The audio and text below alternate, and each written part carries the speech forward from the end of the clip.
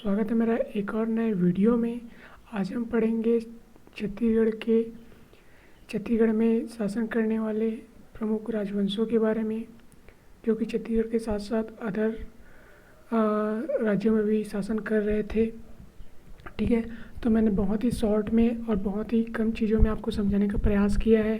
अगर आपको वीडियो पसंद आता है तो लाइक कीजिए और चैनल को सब्सक्राइब कीजिए। ठीक है, मैंने पुराना वीडियो भी बनाया है, अगर आप देखना चाहते हैं तो चैनल में जाके देख सकते हैं। मैं जितना पढ़ा रहा हूँ आप उतना पढ़ोगे तो आपका एग्ज़ाम व्यापम सीजी व्यापम आसानी से क्रैक हो जाएगा। आपको इससे ज़्यादा पढ़ने की आवश्यकता नहीं है, क्योंकि मैं भी 2-3 साल से तैयारी कर रहा हूँ, तो मुझे भी पता है कितना पढ़ना है कितना नहीं पढ़ना है। थोड़ा बहुत एक तो क्वेश्चन ऊपर से पूछ सकता है, लेकिन ज़्यादातर पूछेगा यहीं से पूछेगा। तो देर न करते हुए चलते हैं आगे। तो हम लोग देखते हैं छत्तीसगढ़ में शासन करने वाले प्रमुख राजवंश कौन कौन से हैं, जो छत्तीसगढ़ के साथ साथ अदर स्टेट में भी शासन कर रहे थे।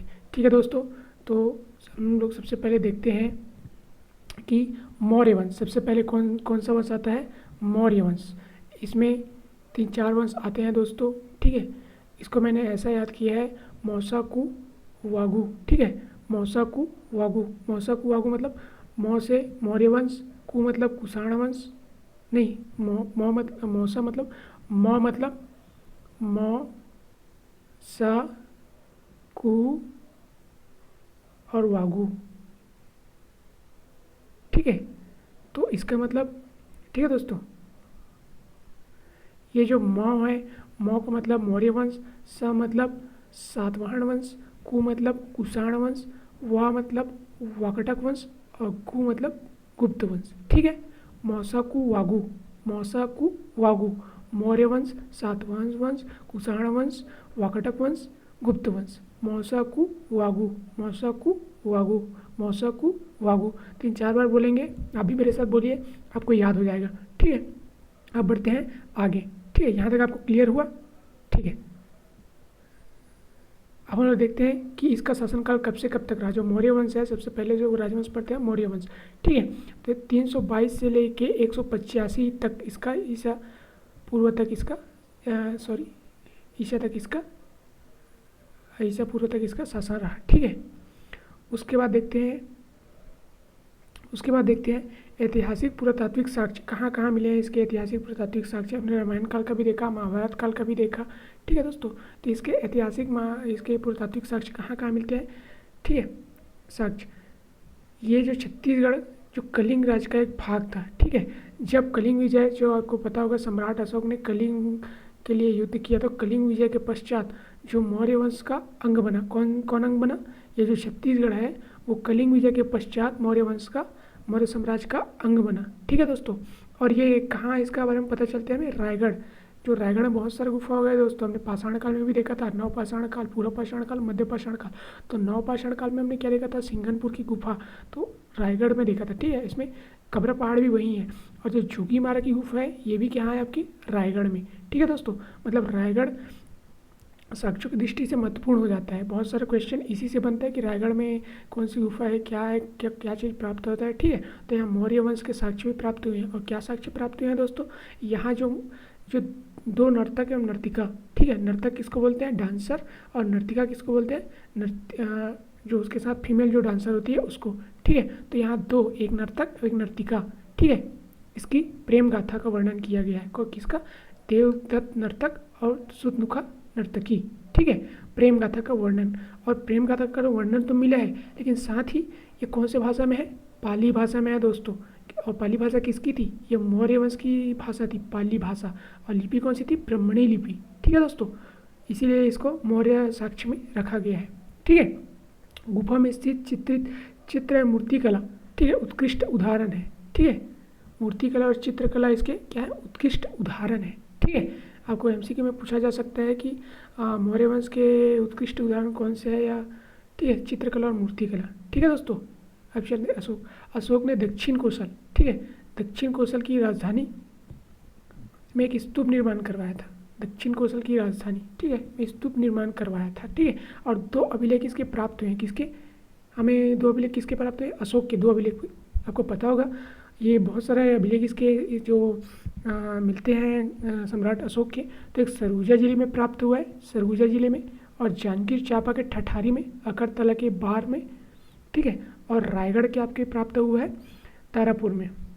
ठीक है दोस्तों, मौर्यकालीन सिक्के, ठीक है, मौर्यकालीन सिक्के प्राप्त हुए। ठीक है, अब चलते हैं, यहाँ तक आपको क्लियर हो गया होगा।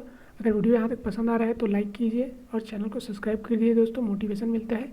ठीक है, और इसके जो जो हिंसंग है, हिंसंग ने एक और चीज़ लिखा है दोस्तों, हमने जब पिछले कक्षा में पढ़ा था बौद्ध धर्म जैन धर्म में, हिंसंग ने अपने यात्रा वृत्तांत में गौतम बुद्ध का वर्णन किया है कि वो सिरपुर आए थे।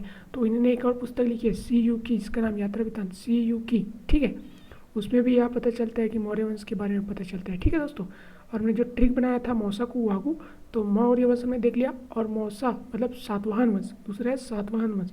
तो सातवाहन वंश का जो शासनकाल रहा 200 से 700 ईसा पूर्व रहा। ठीक है दोस्तों, 200 से 700 ईसा पूर्व। इसको उतना डीप में याद रखने की जरूरत नहीं है, आपको क्रम वाइज याद रखना है। ठीक है, मौसाकू वागू। ठीक है, और मौर्य वंश का पतन, ठीक है, जब मौर्य वंश का पतन हुआ इसके जस्ट बाद आपके कौन है, सातवाहन वंश की स्थापना हुई। ठीक है, मौर्य वंश के पतन के जस्ट बाद सातवाहन वंश की स्थापना हुई। ठीक है, और दक्षिण कौशल का अधिकांश भाग, ठीक है, दक्षिण कौशल का अधिकांश भाग इसके प्रभाव में रहा। ठीक है, ठीक है, सातवाहन वंश के प्रभाव में रहा दक्षिण कौशल का अधिकांश भाग। ठीक है, यहाँ तक क्लियर हुआ।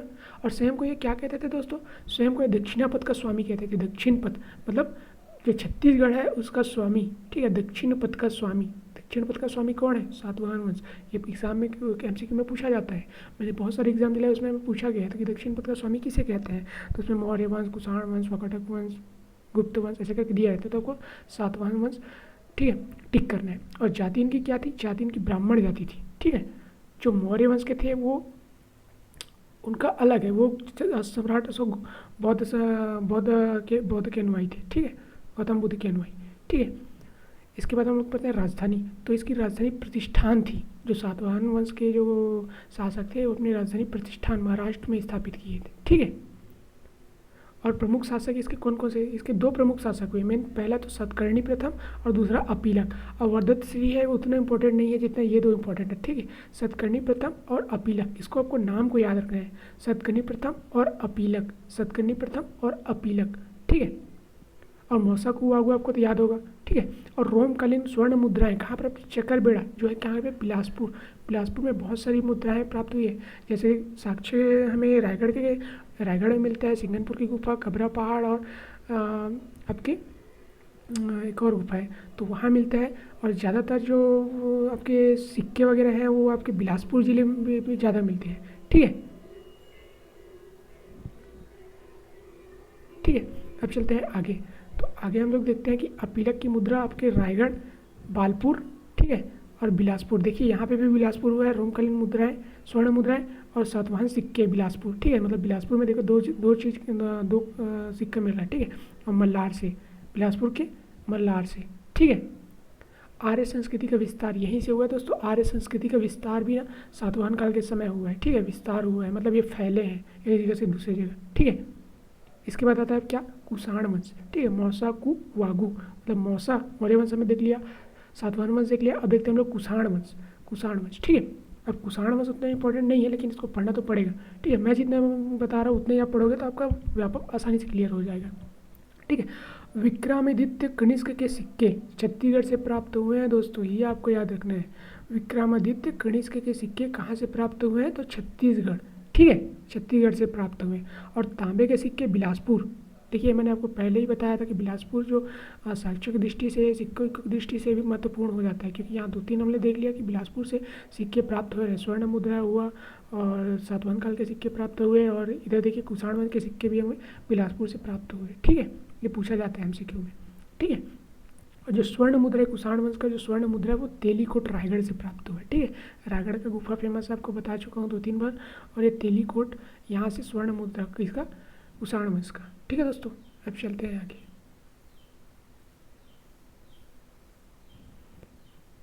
आप बस वीडियो को 3-4 बार देखिए, आपको कंटेस्ट याद हो जाएगा। और आपको नोट्स चाहिए तो आप नोट्स मेरे वीडियो देख के बना भी सकते हैं। ठीक है, अब देखते हैं वाकाटक वंश। ठीक है, वाकाटक वंश तो मौसाकू वा मतलब वाकाटक वंश 300 से 400 ईसा पूर्व इसका शासनकाल रहा। 300 से 400 ईसा पूर्व। मुझे यहाँ पे थोड़ा मिस्टेक लग रहा है दोस्तों, 300 ईसा रहना चाहिए था, इसको ईसा पूर्व लिख दिया हूँ, मुझे थोड़ा गड़बड़ लग रहा है। ये इतना इंपॉर्टेंट नहीं है दोस्तों, इसके जो आगे पढ़ेंगे वो इंपॉर्टेंट रहेगा, ठीक है ना। तो बढ़ते हैं आगे। तो इसके प्रथम राजधानी क्या थी? नंदीवर्धन, नंदीवर्धन जो कि है नागपुर, ठीक है, राजधानी। और इसके प्रथम शासक कौन थे? विंध्य शक्ति, विंध्य शक्ति वाकाटक वंश के प्रथम शासक थे, ठीक है, विंध्य शक्ति। और इसके राजा कौन थे? देखिए इसमें शासक पूछा गया है, इसमें राजा लिखा गया है, मतलब शासक शासक के रूप में था लेकिन उसको राजा नहीं माना गया था, ठीक है, वो एक शासक के रूप में थे लेकिन राजा कौन था? प्रवरसेन, ठीक है, प्रवरसेन एक राजा के रूप में थे। और जो शासक के रूप में कौन थे? ये थे आपके विंध्य शक्ति प्रथम, ठीक है। और जो प्रवरसेन के दरबार में एक जो कवि आए थे, ठीक है, महाकवि कालिदास, ठीक है, उनके दरबार में आए थे महाकवि कालिदास। और महाकवि कालिदास कौन है? महाकवि कालिदास ही आपके मेघदूत के रचनाकार हैं, ठीक है।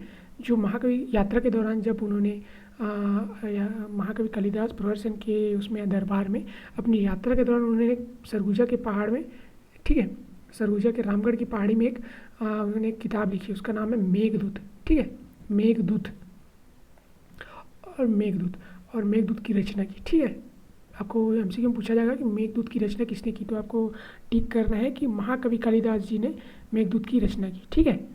और ये भी आपका क्वेश्चन बनता है कि मेघदूत रचना जो हुआ है उसका छत्तीसगढ़ में अनुवाद किसने किया है, ठीक है।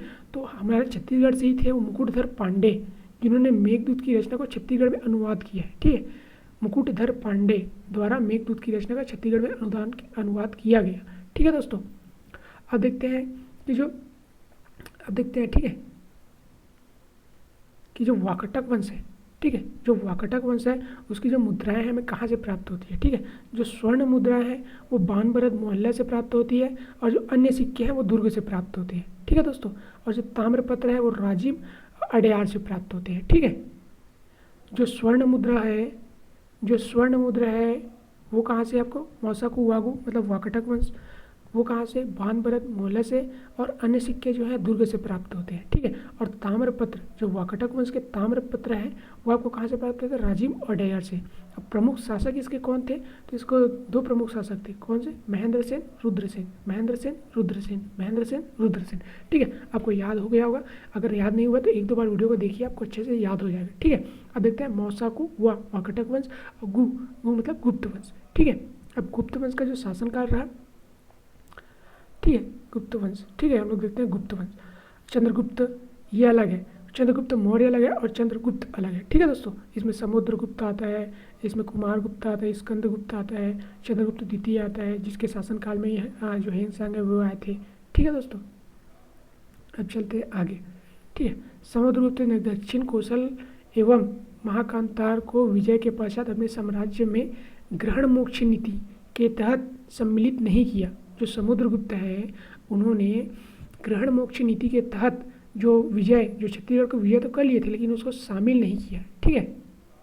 दक्षिण कौशल को एवं महाकांतार को अपने साम्राज्य में शामिल नहीं किया, ठीक है दोस्तों। और समुद्रगुप्त चंद्रगुप्त के 20 सिक्के हमें बानभरत दुर्ग से प्राप्त होते हैं। समुद्रगुप्त चंद्रगुप्त मतलब गुप्त वंश के जो सिक्के हमें बानभरत दुर्ग से प्राप्त होते हैं दोस्तों। ये पूछा जाएगा कि जो गुप्त वंश के जो सिक्के हैं वो हमें कहाँ से प्राप्त होते हैं, तो बानभरत दुर्ग से प्राप्त होते हैं, ठीक है। और मल्हार प्रसिद्ध एवं शक्तिशाली नगर था, जो गुप्त वंश में सबसे शक्तिशाली नगर जो था वो मल्हार था, ठीक है। और मूर्तिकला गुप्तकालीन विशेषता है, ठीक है दोस्तों। एक और मौर्यकालीन विशेषता, मौर्यकालीन की भी विशेषता थी मूर्तिकला, ठीक है। और यहाँ भी वैसी ही है, गुप्तकालीन विशेषता है, ठीक है। यहाँ तक समझ, मौसाकू वागू, यहाँ तक आपको क्लियर हो गया होगा, ठीक है। आपको वीडियो कैसा लगा नीचे कमेंट करके बताइए। और मैं जितना पढ़ाया हूँ दोस्तों, आपको नोट्स भी बनाना है तो इतने का बनाइए, ज़्यादा पढ़ने से कोई फ़ायदा नहीं है, आपको बार बार पढ़ने से ये चीज़ याद हो जाएगा और एग्ज़ाम में आपको यही काम आएगा, ठीक है। तब तक के लिए धन्यवाद।